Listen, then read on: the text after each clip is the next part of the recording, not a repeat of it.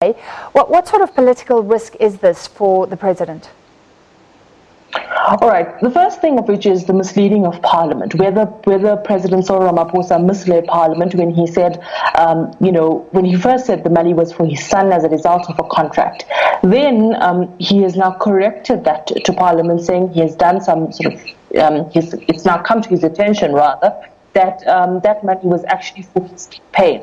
Now they've come with an explanation to say that many people donated to this campaign. The president was not aware of this amount. The campaign did not tell him who donated money, so that he wouldn't have felt obliged to do any favors for them. So that's basically the response that they're giving. And they've come up with a solution or a way to fix the problem, which is, number one, they've met.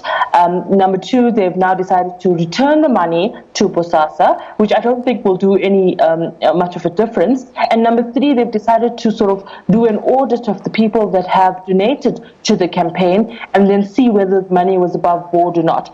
Now, the opposition in Parliament are obviously going to use this against Cyril Ramaphosa as he tries, he ambitiously tries to sort out corruption in the state, because if there's one thing that was going to set Cyril Ramaphosa's attempt to win over voters in the 2019 elections compared to his predecessor, was that he was supposed to be the squeaky clean person who did not have anything tainting him. And now this points to some sort of underhandedness. Whether the president knew or the president didn't know. The fact is that Bosasa donated this money at the reference of his son, Andile Ramaphosa. His son does business with this company, and this company is controversial because it does tenders with the state. Now, the Democratic Alliance leader, Mmusi Maimane, has written to the Speaker of the National Assembly and to the President today, and he's asked the president to set up an inquiry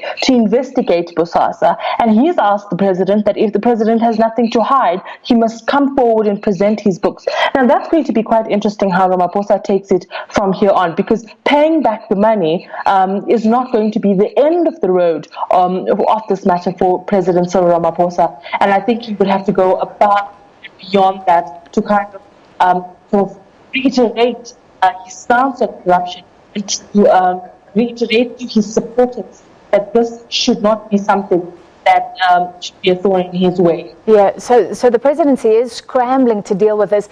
Let's just bring up a portion of the letter he wrote, trying to say that this was really an innocent mistake. While people look at that, Qaanitah, just remind us why Bosasa is particularly controversial, implicated in bribery.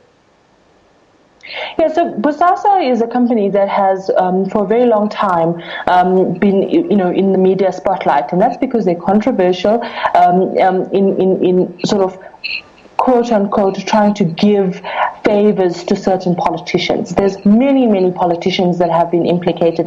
Remember, they do business with the state, so it's an important element that if a company does business with the state and then they're going around building fences for ministers, sponsoring an MP's child's university fees, paying for trips, giving loans to politicians, and now sponsoring a political campaign.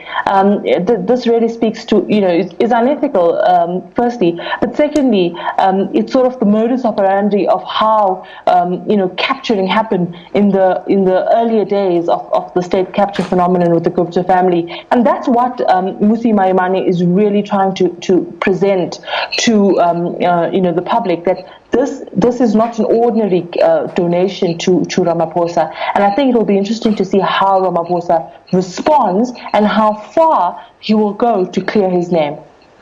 All right, so while that plays out, the new head of the National Prosecutions Authority is likely to be one of 5 candidates, we know, because they've been shortlisted by the panel advising the president. Who's standing out to you right now, Qaanitah? Well, there has been talk over the weekend, and that's what we wrote yesterday in the Sunday Times, that Advocate Shamila Batohi is the front runner and is tipped to be one of the favorite candidate because of her history in management of the NPA, and also because of her experience in the International Criminal Court. We know that she heads up as a legal advisor in the Office of the Prosecutor at The Hague. She served as the Director of Public Prosecutions. She prosecuted many high-profile cases, one of which was the Hanse Cronje case, for example, and she was instrumental in finding in building up that office in KwaZulu-Natal. Now, she is the front runner of the case, but another female candidate that really captured, the public's opinion during these interviews is Advocate Andrea Johnson, who was, really important in the prosecution of former police commissioner Jackie Selebi. She was really frank, and she was really, really, straightforward with this panel, and her experience that spoke out.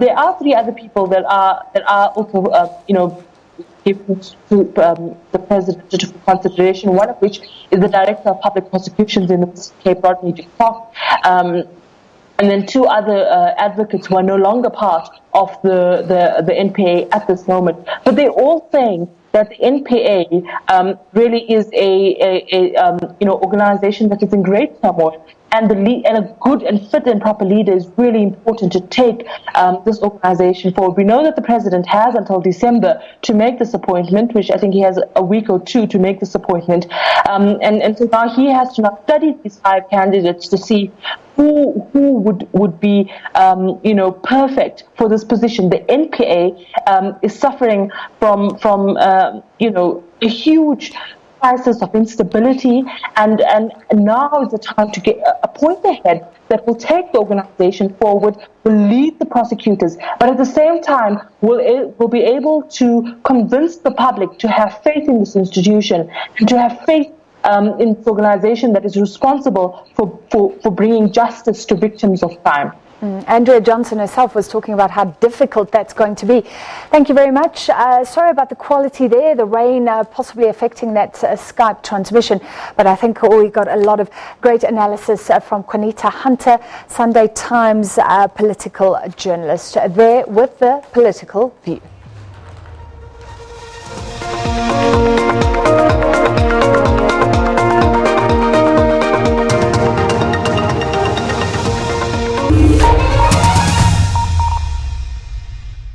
We at Network explore all things technological. The modern battlefield is the battlefield of the mind, and the tools for affecting the mind are social media. We look at how technology advances medicine and education. Children can learn up to 60% more information in a shorter condensed amount of time using virtual reality as a medium for instruction.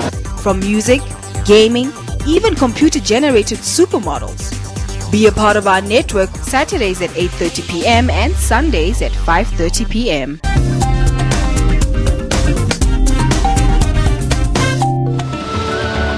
They were revered and they were honored. We didn't harass our people. We revered our people. But they have since fallen from grace. Aung San Suu Kyi is blocking those investigations. Should leaders be honored while still alive or posthumously?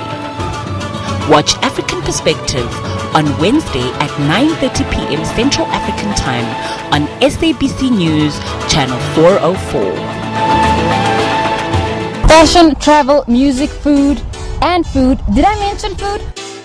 We at Trends Travel love bringing you cuisines from around the world. Forbes US have declared Gabon the coolest city destination to visit in the world for 2018-2019. You know, as designers, we're always setting trends and also doing like high fashion. So it was